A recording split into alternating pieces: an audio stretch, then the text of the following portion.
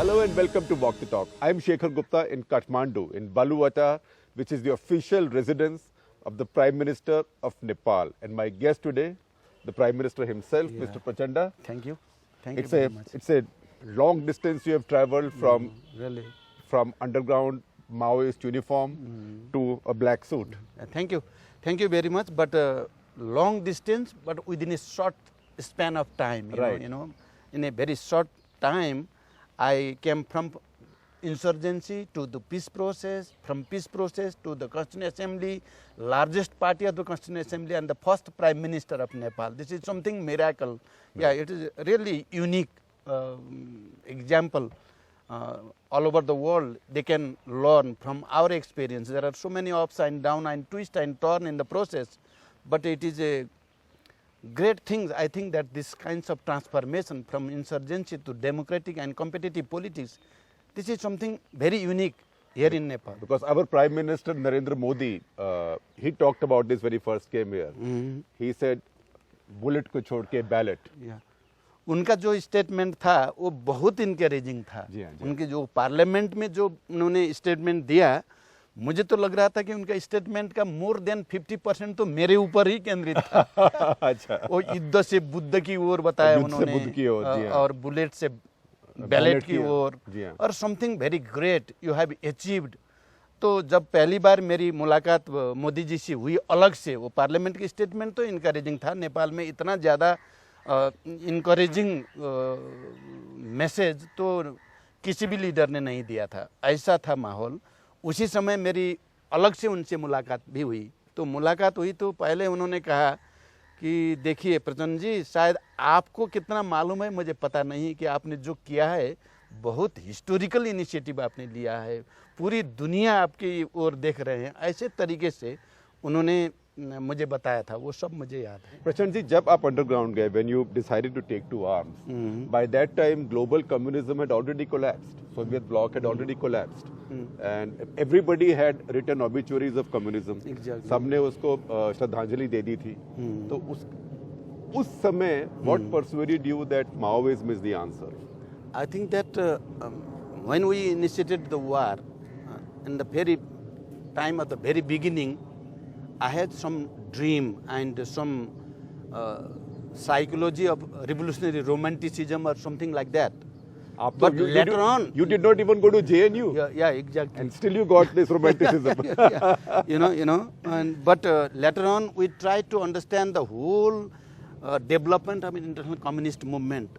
What exactly has happened and what were the positive and negative lessons we should have to draw. Yeah, exactly. Why this kinds of situation has been evolved, we should have to understand, and we try to analyze and we try to synthesize the whole experience, and we came to a new understanding that we should have to enter in the peace process. We should try our best to create the atmosphere for the marginalized people, how far we can go, and complete revolution is not possible right now. तो आज अगर माओ होता China में तो मुझे लगता कि माओ होता तो भी ऐसा ही करता। ऐसा ही करना चाहिए। समय के साथ बदल जाता वो भी ये concrete analysis of the concrete condition is the soul of Marxism. ये बार-बार लेनिन और माओ भी कहा करते थे, analysis of the concrete condition is the soul of Marxism, complete analysis of the concrete condition. Exactly.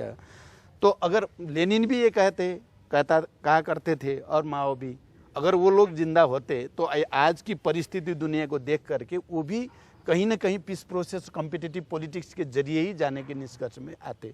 मुझे ऐसा ही लगता है। प्रचंड जी, एक पहले तो मुझे क्षमा कीजिएगा, मैं आपको पुष्प कुमार दाहाल जी नहीं कह रहा हूँ, पुष्प कमल दाहाल जी नहीं कह रहा हूँ, क्योंकि आपका जो फेम है दुनिया में वो तो प्रचंड ही है। एग्जैक्टली। तो आप चाहे हथियार हो या ना हो। अनफॉर्चुनेटली नेपाल में ये जो मीडिया है, मेन स्ट्रीम मीडिया, वो मुझे प्रचंड कहना उतना ज्यादा पसंद नहीं करता। हाँ। वो पुष्प कमल दाहाल ही लिखते हैं और टीवी में भी बोलते हैं। इसका कारण क्या है? उनको लगता है कि प्रचंड थोड़ा रिवोल्यूशनरी रोमांटिसिज्म और रिवोल्यूशनरी फ्रेज आता है प्रचंड में।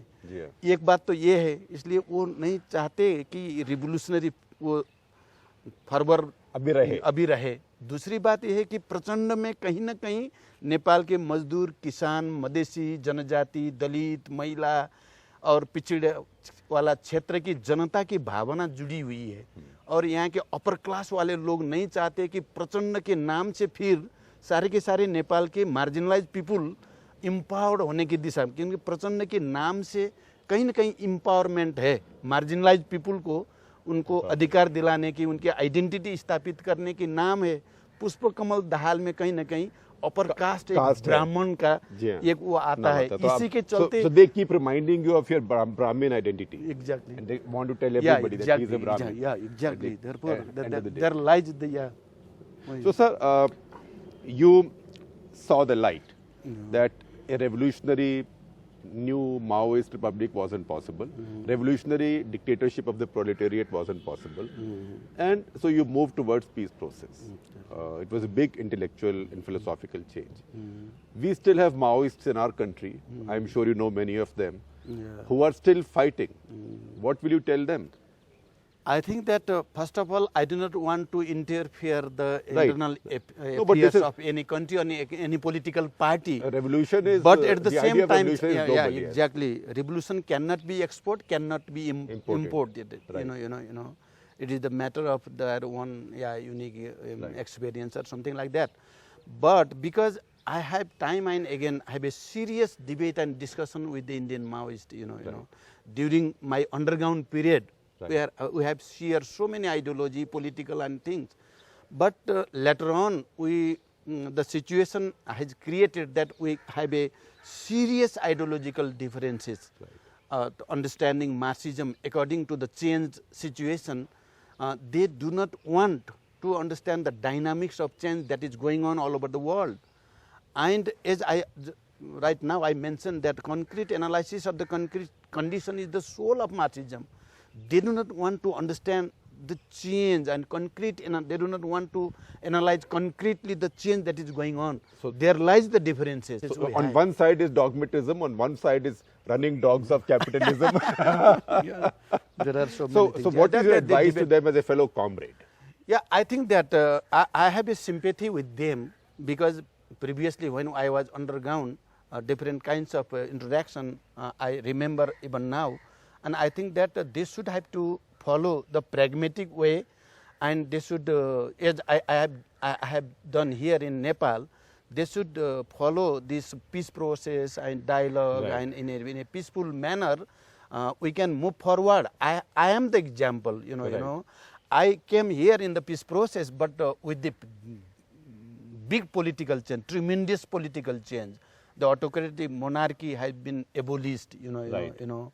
And federal democratic republicanism has been established. This is something tremendous for us. If I have not taken this process of peace and negotiation, it could not happen. So you are telling Indian Maoists also to learn from this. Yeah, exactly. It is the big reference for them. Right. I suggest them to understand the whole dynamics of the peace process that I have taken here in Nepal. And they can follow the same model. Exactly. I suggest them to be more pragmatic, to be more dynamic in their understanding. Because in this situation, there are limitations to what you can achieve through arms. Yeah, I think that in the given condition, given international, national and regional power balance, it is not possible to achieve everything from bullet, you know. And I think that through the process of this transition and through this process of peace, I came to achieve this tremendous political change. This is one thing. And at the same time, I think that I have the opportunity to lead the government, first democratic republican government. If I have not entered in the peace process, this federal democratic republic could not been happen, you know. Or maybe therefore, you would have joined the list of martyrs. Yeah, exactly. And not achieved anything. So, sir. Anyway, everybody should understand the dynamics of change and the transformation we have taken here in Nepal. So, Prime Minister, this place is called Baluwata. Baluwata literally means a place full of sand. Place of sand. Yeah, So, and I think it's very aptly named Prime Minister's residence because the Prime Minister always looks like walking on shifting sands. Because I first came to Nepal as a journalist in 1983 to cover the fall of Thapa government, Surya Bahadur Thapa government, and his replacement by Lokendra Bahadur Chand. Right. And after that, many have been shuffled. Many things happened. Kathmandu has more ex-prime ministers than any capital. I mean, you are yourself an ex-prime minister and a current prime minister. In that sense, we are very rich and very rich, prosperous. Yes. So many prime ministers are here. So why this instability? You know, we are passing through a very serious historical transition. One should have to note that to transform this autocratic feudal monarchy and to move forward to the federal democratic republic, this one is great, this is a big change. And during this process, everybody should have to understand that there must be ups and down and twist and turn. Therefore, political instability in this transition to some extent is quite natural. Quite natural. And now we are trying our best to create the atmosphere of stability, and we want to, we expect from the international community, the situation will be created for the political stability, and with this political stability, we want to focus our whole attention on the economic prosperity. Without political stability, it is difficult to have a prosperity and economic development. So, what is the difference between Prachanda 1 and Prachand 1 and Prachand 2? Yeah, Prachanda 1, as you asked, this is something. I think that. In fact, I could have said 3, but 1 we talked about in the underground. Prachand 1 as Prime Minister, Prachand 1. Yeah, I see.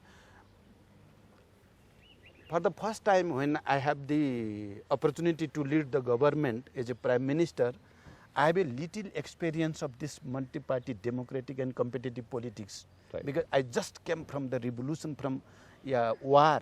Therefore, it is very difficult for me to understand all the dynamics and all ups and downs of the competitive politics. But now I understand the basic law, basic norms and values of the competitive politics. Therefore, I am more confident to move forward and to create the atmosphere. Sir, पिछली बार कुछ mistakes किया आपने?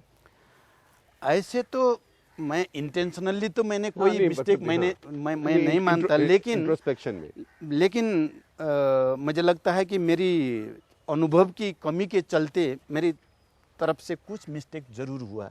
सबसे ज़्यादा तो मैं मानता हूँ कि 12 पॉइंट अंडरस्टैंडिंग दिल्ली में हुआ था। गिरिजा बाबू और मेरे बीच में जो अंडरस्टैंडिंग हुआ, गिरिजा प्रसाद कोइराला और मेरे बीच में जो अंडरस्टैंडिंग हुआ था, अंडरग्राउंड रूप में ही था वो, फिर भी दिल्ली में था वैसे तो।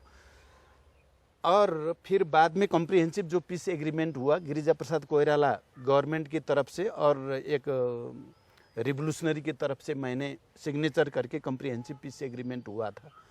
उसमें इंडिया का बहुत पॉजिटिव रोल था। Everybody know it is quite clear तो मुझे जब मैं सबसे बड़े पार्टी के नेता के रूप में उभर के आया, फिर कॉम्पिटिटिव पॉलिटिक्स में वोट के बैलेट के जरिए भी, not only through bullet but also through ballot भी मैं सबसे बड़ा पार्टी बन के आया था। तो मुझे करना ये चाहिए था कि गिरिजा प्रसाद कोइराला को राष्ट्रपति बना करके अगर मैं प्रधानमंत्री होता तो मुझे लगता है कि बहुत पहले ही कॉन्स्टिट्यूशन बैलेंस होता, कॉन्स्टिट्यूशन भी बनता, पीस प्रोसेस भी आसानी से बहुत जल्दी एक रिजल्व होता। ऐसा मुझे लगता है कि वहाँ मेरी कहीं ना कहीं ये पॉलिटिक्स, ये कॉम्पिटिटिव पीसफुल पॉलिटिक्स में मेरी अनुभव की कमी के चलते वहाँ पे शॉर्ट कॉन्फ्लिक्ट हुआ। Sir, I can tell you, not many politicians are this honest as you are.